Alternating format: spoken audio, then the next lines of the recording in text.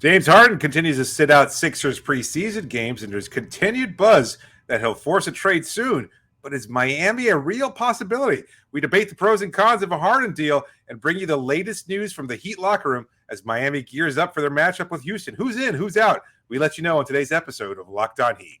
You are Locked On Heat, your daily Miami Heat podcast. Part of the Locked On Podcast Network, your team every day.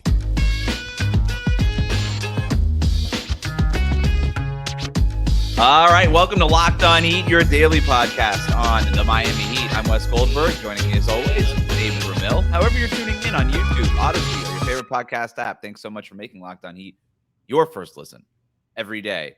We'll tell you why the Heat's preseason finale tonight could be their most important game of the preseason in a little bit. But I want to start today with your favorite subject, David, James Harden. There's a lot going on in James Harden world this week. He's not reporting to the 76ers. He's holding out of preseason games. He still wants to get traded to the Clippers. The Clippers are still not budging because they don't want to negotiate against themselves. But what if I told you, David, that the Heat could pull a Milwaukee Bucks and swoop in and get James Harden right from under the Clippers' nose? I know, I already know where you stand on this. You don't want Harden. And for the record, I think you're probably on the right side of history on this one. But the more I think about it, the more it makes sense to me, the more a James Harden, Miami Heat marriage out of convenience, at least for a year, makes sense to me. So I thought I could spend some time here to try to convince you to come to the dark side. What do you think? Do you think I have a chance?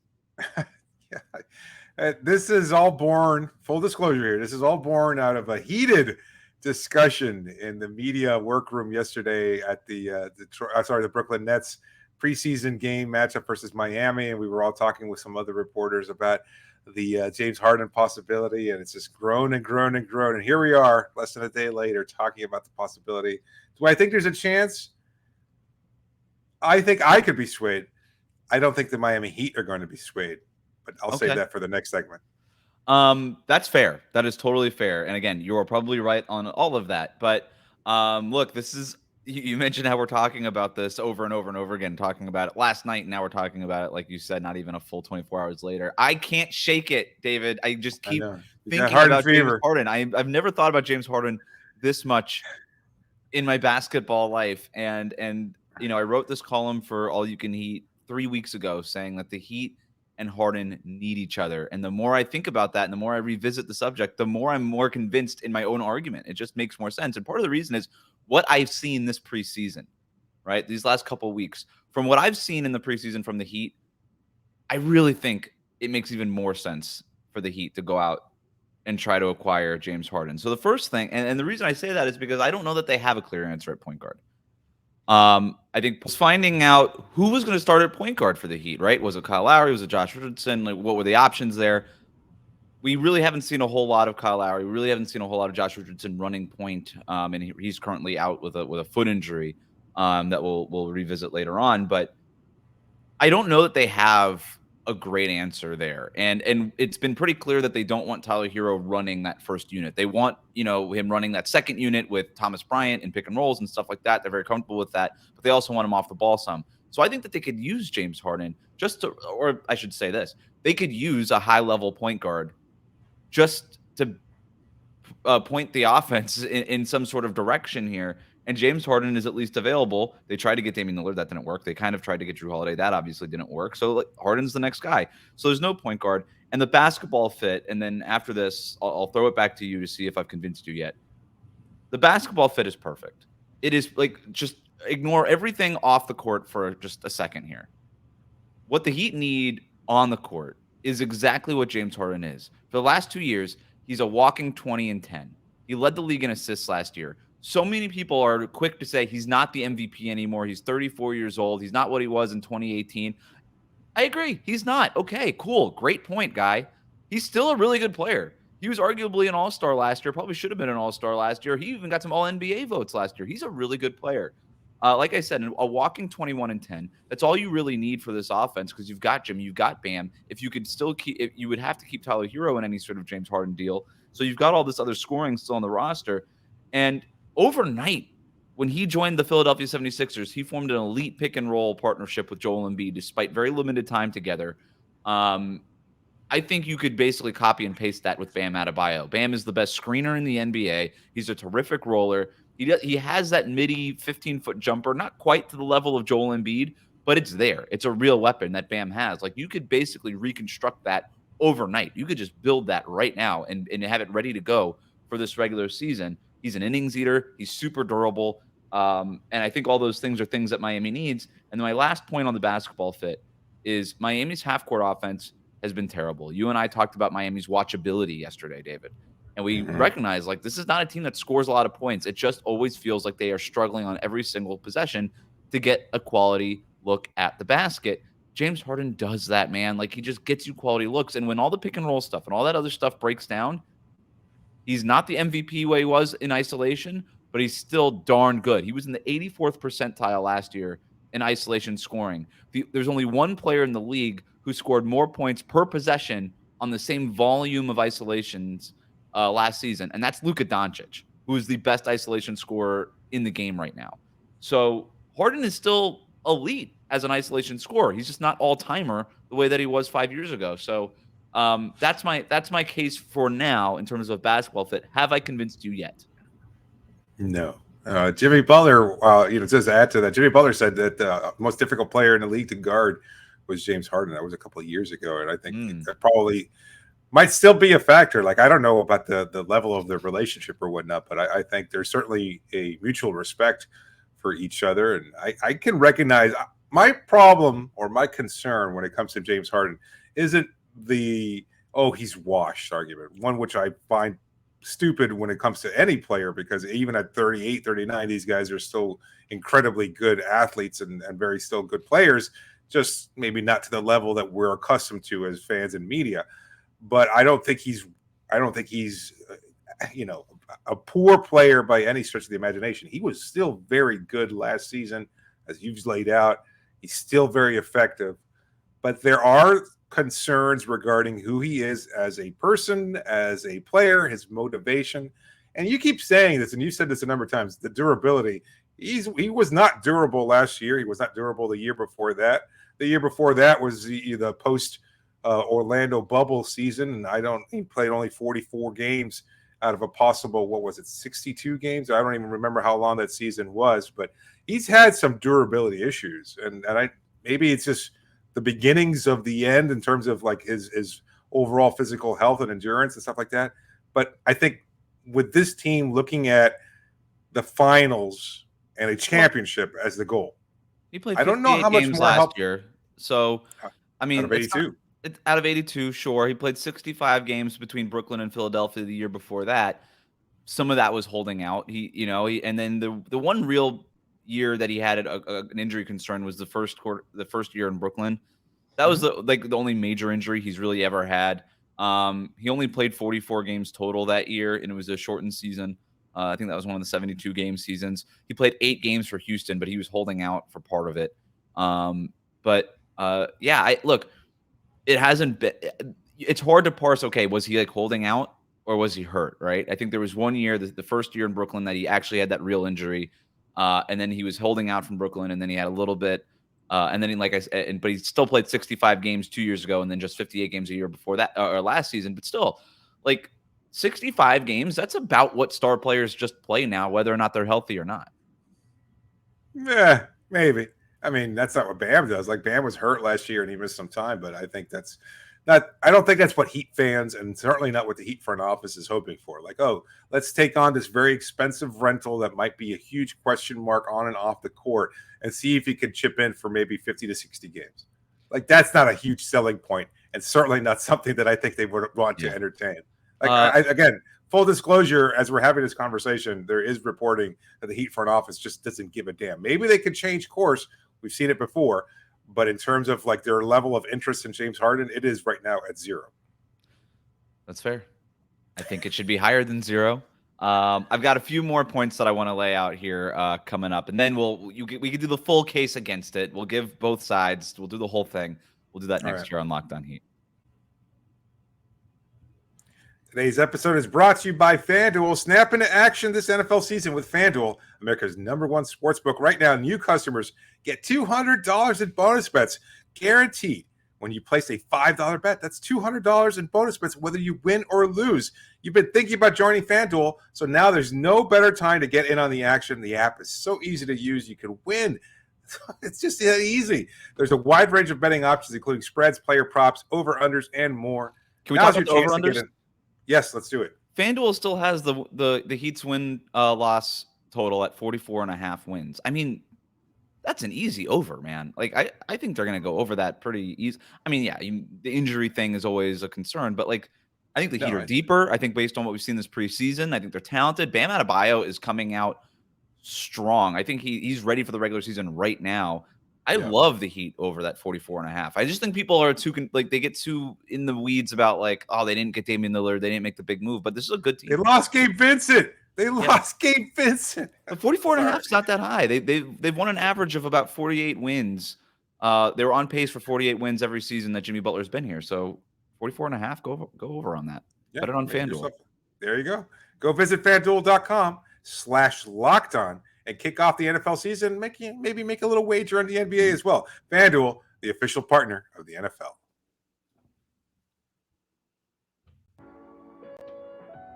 Thanks for making Locked On Heat your first listen every day. Everydayers, make sure you check out the podcast feed on Apple Podcasts, Spotify, any other podcast app that you use for our exclusive bite-sized audio-only interview with Jamal Kane, who talked about his goal of making the 15-man roster and what he feels like has been a very successful preseason. And David, I think everybody agrees it has been a very impressive preseason for Jamal Kane. So you can make sure that you are checking that out. Again, audio-only podcast apps, Apple Podcasts, Spotify, wherever you get them. Can I throw in a quick aside before we get back into the Harden discussion? Of course. Two things. One, I can understand why the podcast audience has, turned to YouTube, considering, look at this. Like, I can tell right now. 10,000 subscribers. No, duh, I get it. Like, I'm a little surprised it's only at 10,000, but that's one. Secondly, I am so frustrated South Florida being South Florida. Can we please go back to the idea that maybe using turn signals is okay? Not only is it the legal thing to do, but can we actually just start using them again? Like, what does this have to do with podcasts? It has absolutely nothing to do with podcasts. So I've been thinking about it all day. Okay. Yeah, I've been thinking about it all day, and I've got this incredible platform to be able to talk to hundreds, if not millions, of people in South Florida that are listening to this show. Can we please use turn signals, please? That's it. That's all I'm asking. I understand you're trying to distract from James Harden, but it's not going to work. We're going right back to it. I cut somebody off today on my way back from the arena. I did not feel good about it. Did you use your turn signal, though? No, I didn't. Of course. There you go. Welcome to I Miami. usually do. I'm usually pretty good at it.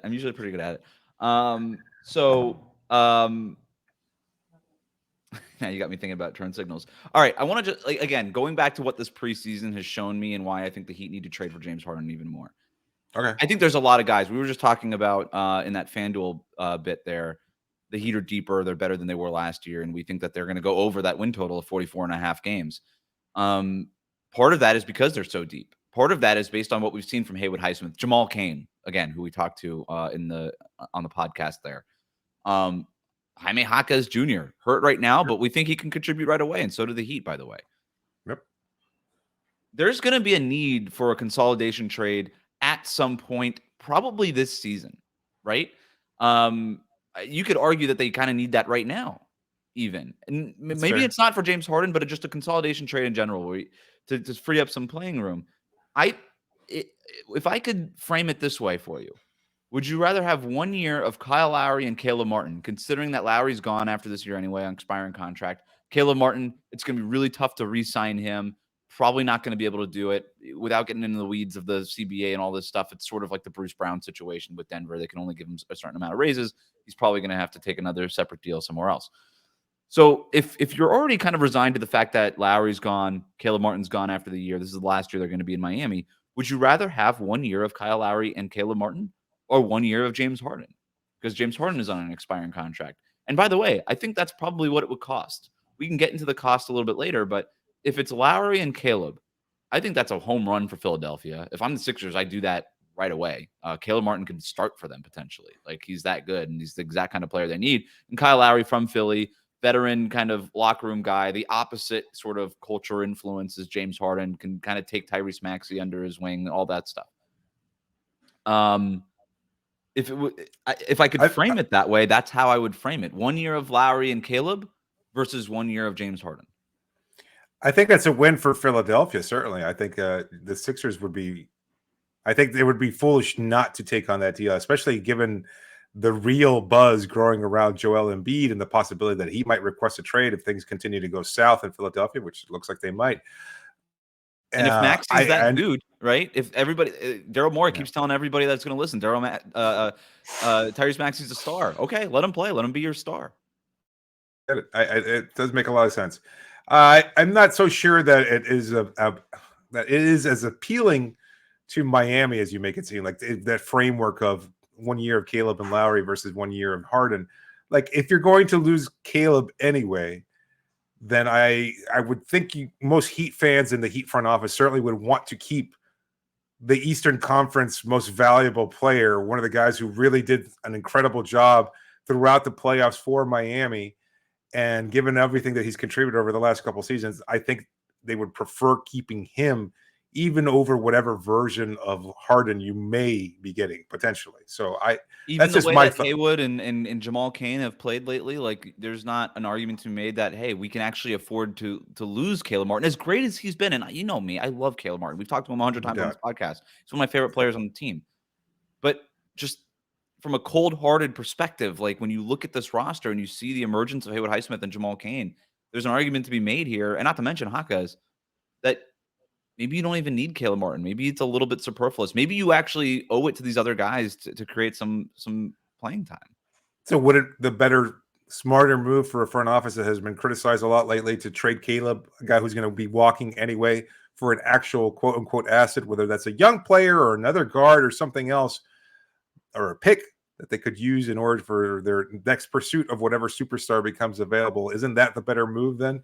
You know, if you're going to get nothing out of the deal one way or the other, you got, 8 months of James Harden or 8 months of Caleb and Kyle, and that's it. There is no 2024. Doesn't matter because either of those players are going to be on the team, either Lowry or Martin. That's fair. So I just don't, I could see the trade being like in February, fans are going to say, look, to your point, Haywood Highsmith has shown up. He could be a starter. He could be that sixth man. He could be that guy who provides that wing defense and everything else that we've come to expect from Caleb Martin.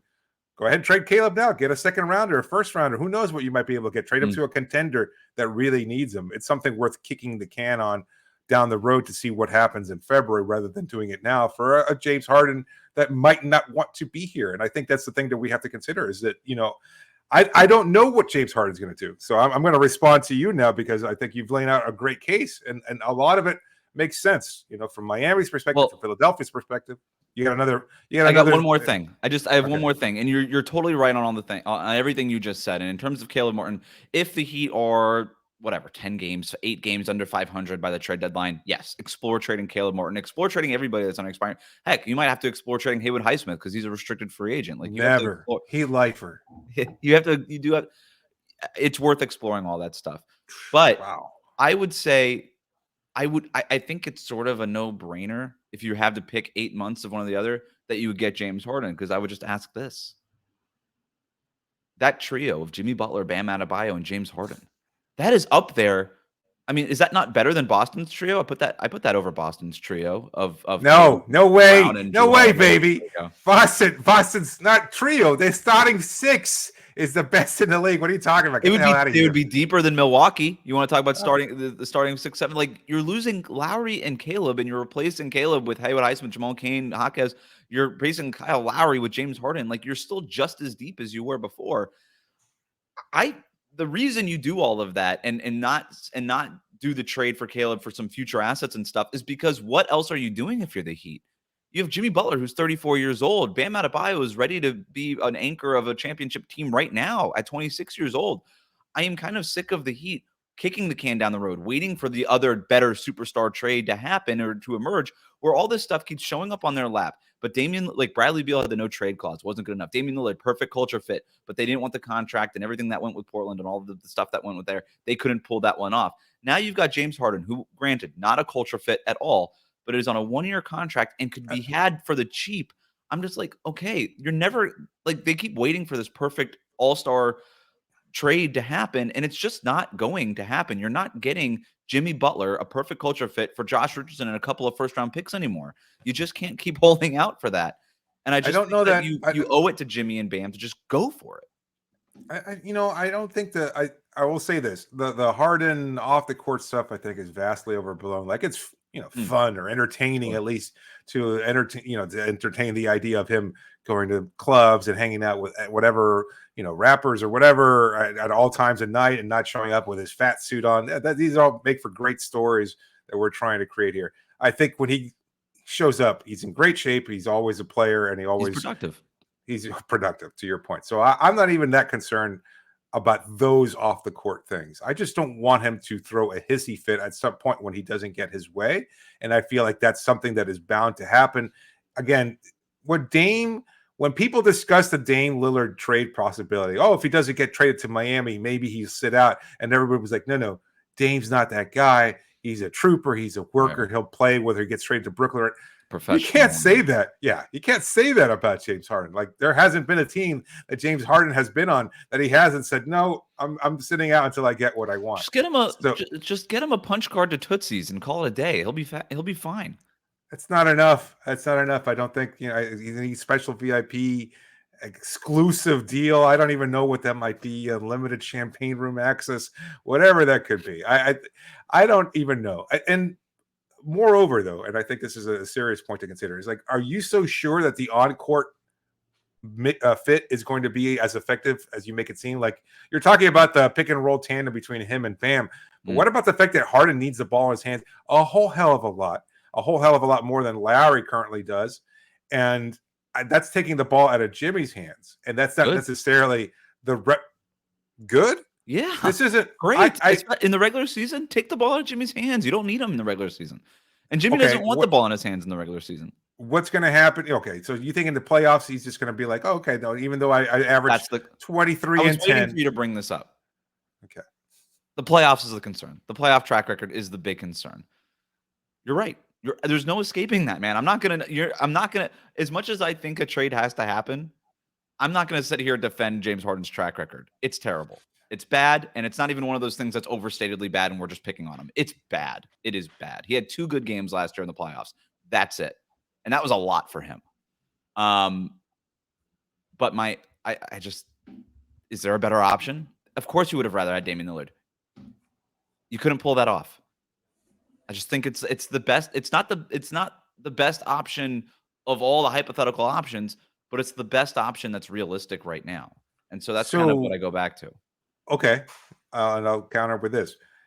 James Harden, innings eater during the regular season, possible huge roadblock in the postseason that actually matters for Miami more than anything else. Or let's say a healthy Malcolm Brogdon, who could probably be gotten a lot more cheaply. No.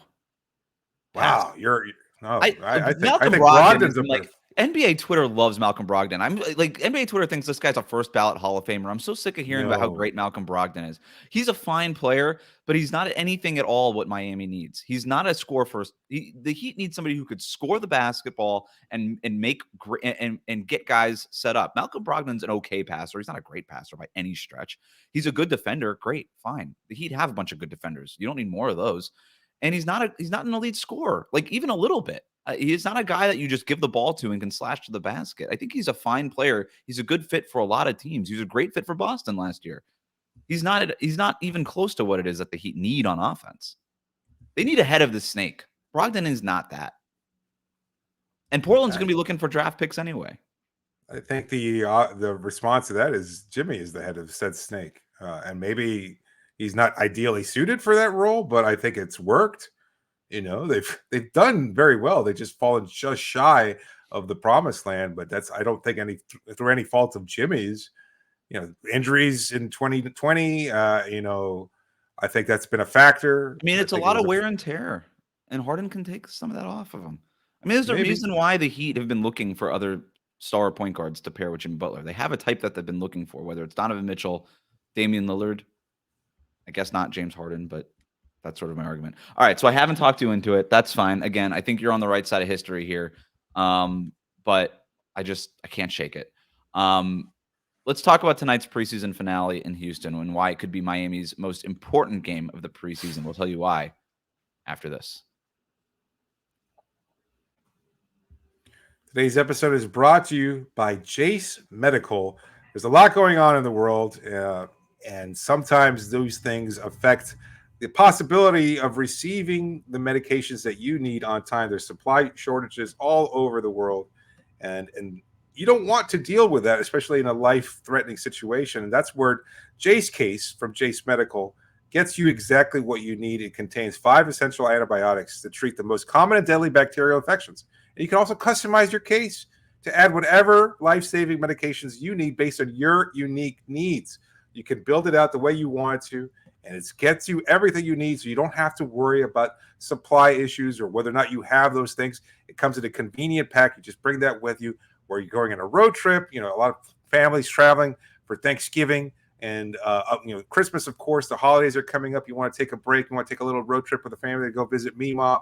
Then take your Jase Case with you. It's so effective.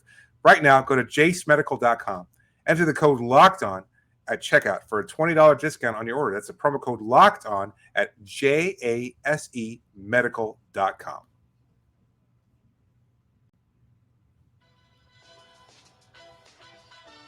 Thanks for making Locked On Heat your first listen every day. Everydayers, make sure you check out the podcast feed on Apple Podcasts, Spotify, or wherever it is that you get your podcast for our exclusive 5-minute audio-only interview with Jamal Kane. We talked about his goal of making the 15-man roster, a goal that is very much still a possibility. Closing the loop on this James Harden conversation. That's all I'm saying. I'm done. I put out the poll on our Locked On Heat Twitter account. 49% of our audience says the Heat should trade for James Harden, which means, of course, that 51% slight edge. 51. So the win for the David heads. A win for the David heads. Wes heads, come out in the comments. Give me your case for James Harden. Of course, you could always give us whatever case you have for James Harden in the comments on YouTube. Make sure you subscribe on YouTube as well. All right. So the Heat could finally get that dress rehearsal in the preseason. After all, tonight's game in Houston is their last preseason game. Not traveling, okay? So not traveling. Let's just start there. Josh Richardson, who's undergoing an MRI on that right foot, that forced him out of the last game early. Yep. Haywood Highsmith apparently suffered some sort of knee sprain in that game. He is not traveling. That's not believed to be serious. Jaime Jaquez Jr. still out with that groin injury. And Jimmy Butler, a little bit. Jimmy Butler's getting some sort of dental thing done. Like, he's out. There's been surgeries and things like that. I don't know if it's a wisdom teeth type of situation because I've just been there. But he's talking. He's around. Like, after look, I don't claim to be in the same shape as Jimmy Butler, but I don't think that it matters with wisdom teeth. So I don't know what it is. I don't know what's going on. This is them trying to avoid the sitting out stars issue with the NBA. It's the preseason. In the preseason they don't care. Yeah, well, maybe not, but I certainly don't think he's got a dental issue. You think it's a made-up dental? I don't think issue. I think issue is a strong word. Game one, he's undergoing. I think he's getting like cavities filled. I think like issue is a strong word. Game one, we had Heat personnel come in and tell us Jimmy was sitting out for not caring. Basically, he didn't want to play that game. Okay, and I get it. Like, it's a preseason. I don't think anything's like drastically changed from game one to game two. You pointed out that he never plays the first preseason game ever anyway. So, right. So I think that's still. So you think it's a made up that you don't think he's seen a dentist? I don't think he's getting dental work done on a Thursday at 8 p.m. after then traveling. Apparently he is. I mean, why I guess that's such an absurd thing to make up. Because it's so absurd that nobody's going to question it. Oh, maybe you're right. That's a good point. Well, apparently he's getting some fake medical procedure done on his mouth, on his teeth. And depending on how that goes, he could still meet the team in Houston and play potentially on Friday night. So TBD. If he shows up on Friday with like braces or something like that, I will eat my words. I will eat literal crow on this podcast. I can't believe I love the theory that they're making up a dental procedure. Let's get in contact with Jimmy Butler's dentist. We gotta find out if he's got like an orthodontist or something going on. Talk to his hairdresser. Get in on it, man. Figure out who the dentist is. I think there's HIPAA laws or something like that. Hippo laws or HIPAA laws, either one. Either I'm sure there's probably rules. The hippo laws are for James Harden. Oh, So sing. that's who's sitting out. Again, Jimmy Butler, TBD, I guess. Caleb Martin, that means he's not on the injury report. He is healthy and traveling, could make his preseason debut. That's huge news because the Heat have a tendency to undersell these injury concerns, right? Like Omer Yurtseven it's like kind of just a bone spur, but not a big deal. He didn't play the whole season. You know what I mean? And that was like in the preseason. So with all these preseason injuries, I got my antennas are up. But Caleb Martin healthy, traveling, likely to make his preseason debut. At least that's the plan for now. Tyler Hero ready to return. Kyle Lowry, Kevin Love are good to go. So this is basically if Jimmy does play, this could be the closest we get to sort of a real dress rehearsal here. I guess the only guys that would not be part of the rotation who we figure are definitely part of the rotation, I guess, would be Josh Richardson because we're still not really sure where Haywood and Jaquez fit into the night-to-night rotation. But I didn't think we were going to get this, and I'm starting to think that we are going to get this, and I'm, of course, setting myself up for disappointment when Jimmy Butler ultimately decides that he doesn't want to play in a preseason game. But so it's at least a possibility. But I guess the bigger story here, and this is something you and I talked about before we started recording, David, Josh Richardson, are you concerned about the injury here with the foot? Slightly. I think he can, maybe he's just going through the whole preseason doldrums. These games don't matter. I already know who I am. They know who I am. There's no need for me to travel to Houston for no reason to, further carve out a spot. I think it's been pretty clear that he's probably going to be coming off the bench. I don't think he's starting as much as everybody keeps leaning that way or thinking that that's a possibility. Who knows? But definitely in the rotation. Definitely in the rotation. He's not benefiting necessarily from an extra meaningless preseason game against the Houston Rockets. So there's concern there. I think some people are a little bit more concerned than I am that maybe it's going to be a lasting injury, that it could be something that keeps him out of the season opener, and that would be problematic then if it's at that point. But right now we don't really know anything, so I think it's a little too hasty to jump to those conclusions. And we're recording. It's 5:20 right now. And we still haven't gotten any sort of indication on what that. He was supposed to be having that MRI this afternoon. Still no indication on what the results of that MRI was. But he left the game early because of that foot injury and did not return to it. So I don't think it's like a made up thing. Well, he told Spo, no, it's not a dental procedure. And he told Spo, like Spo was telling us after the post-game presser, that he talked to Josh after the injury, and he's like, no, he's fine, he's good to go. Right. But of course, then he winds up scheduling the MRI. So I'm not so sure. Maybe that's just in the adrenaline in the moment. Well, being careful too, and all these things, I'm sure. But I guess, like, overall, positive, right? Because I wasn't sure what the Caleb Martin thing was. I wasn't really sure what the Tyler Hero thing was. But yeah, that sounded a little bit more severe, actually. Right. And the fact that all these guys are coming back. I mean, at practice today, you're just talking to everybody, and everybody was a little bit surprised that, like, the injury report looked this fresh. You know what I mean? So I think good news overall. And again, the Highsmith thing is not believed to be a serious issue, a knee sprain. They actually called it a knee contusion and then corrected it to a knee sprain, which I think is less bad. I don't know. I don't really know. But I got to talk to Jimmy Butler's fake dentist, I guess, to figure it out. But yeah, overall good news, I guess, is the way to end it. Does it matter? Does it matter? Does it matter? Do you think a dress rehearsal at this point matters? I was talking about it yesterday. You think it does? I think it doesn't. I don't think it matters a lot, but I don't think it doesn't not matter either. I'd like to see them play a game against other players, even if it's a young Rockets team that I don't even know what kind of players they're going to be pulling out there. But yeah, I think of course it matters for the guys that are trying to fight their way onto the roster. Who do you think is on the biggest bubble and needs to have a good game to show out? I think it's the two guys we keep talking about. It's Jamal Kane and Drew Smith, and they're sort of like, all right, are you on a 15-man roster or are you on a two-way? And then I guess it would be Cole Swider, just to make sure that you solidify that spot as the next guy up to get a two-way spot. Or Hampton. If one of and then RJ Hampton, I guess, is a good point. Not on the injury report, so we could see RJ Hampton for the first time in a couple games too. So this would be a big game for him. That's a good point, David.